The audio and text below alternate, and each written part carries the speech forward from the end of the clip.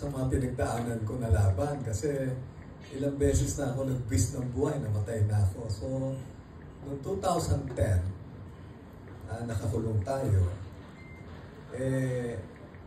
we came as far as number 64 out of the 65 candidates. But 2 weeks before the elections, I was considered winnable. So nothing is impossible. Yung sabi nga, marami nagsasabi, masikip, sanay tayo sa mas matitindi pa na laban. Totoo naman talaga, sabi ko nga, yung Ariel Kerubin, malinis na tao. No? Nanungkulan, nanilbihan ako na walang halo, walang kahit anong bahid ng katiwalian. Pwede lang yung sabihin siguro na masabi sa akin ano ako, I speak my mind out, naninindigan ako sa prinsipyo. I'm not a greedy person. No? When I got out of service, I don't own any house. I cannot even buy a brand new car. Ngayon, lahat na ako, okay na ako. Sabihin na natin,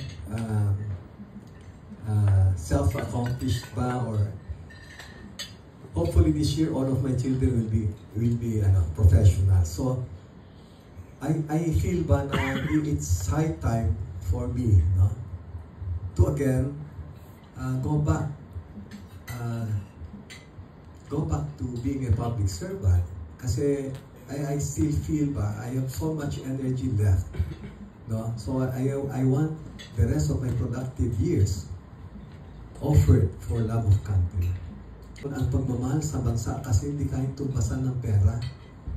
Kung isipin ko lang yung kinalalagyan ko ngayon, ba't pa ako magpapakahirap na babalik? Natutulog na nga ako sa kutsyon, nasubukan ko natulog sa balik. Ngayon handa na naman ako na matulog sa balik. It's love for country. Ako nananawagan nga sa mga taong bayan, no, na sana nagkakaisa tayo kasi ang dami natin dapat harapin na kalaban natin corruption, social injustice, poverty, unemployment, yung mga nambubuli sa atin sa West Philippine Sea. Yan ang mga tunay na kalaban natin. Pero pansinin ninyo, hindi man tayo nagkakaisa.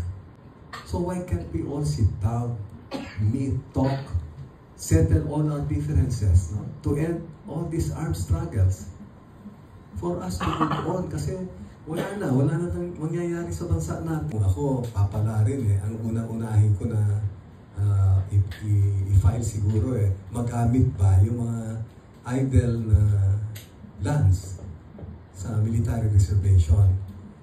Kasi yung mga idle lands na to, pwede natin turuan ating mga kasundaluhan, no, kapulisan, na magtanim ba?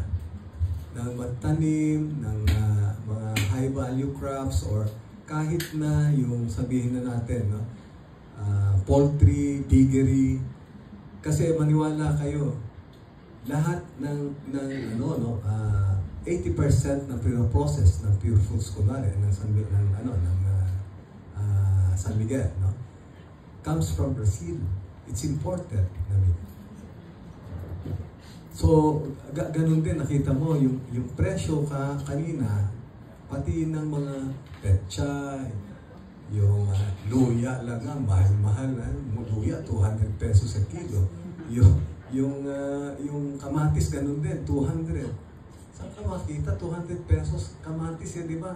Kaya mong itanim yan sa backyard, sa ano lang So, ito dapat hindi man lang, hindi siguro kasundaluhan o kapulisan yung dapat na magtanim, kundi balik tayo, bayanihan, magtulong-tulungan tayo, lahat tayo dapat marunong yung aking parents-in-law dito nagligawan, no?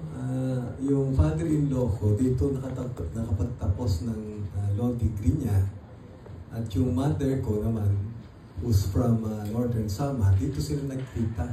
Dito rin sila. San Carlos. Sa San Carlos, no? San Carlos, yung father-in-law ko. At dito sila kinasal sa ito, kinalalagyan natin ngayon. Casino Espanyol? Yung in-laws mo, sir? Yung in-laws mo? In-laws ko. No? Kaya by choice, taga Cebu ko. And besides, I have some relatives, no? Kung alala ninyo, si General Romulo Querubin noon, no, na nag-head ng ating yung unit ng Air Force dito, is also a relative. Naririnig ko kanina, dami mga comment. Subukan na lang natin yung Ariel Querubin para magkaroon naman ng seryoso. Kasi sabi ko nga, if I'm really serious, no? Kung kaya ko to na gawin, di yung iba na gustong pagawa nila sa akin later on na nasa Senado ka, di mas madali na lang kasi mas mahirap yung pinagdaanan ko bago makarating dyan. Bayan na manilbihan ulit. Samahan po ninyo ako sa Senado.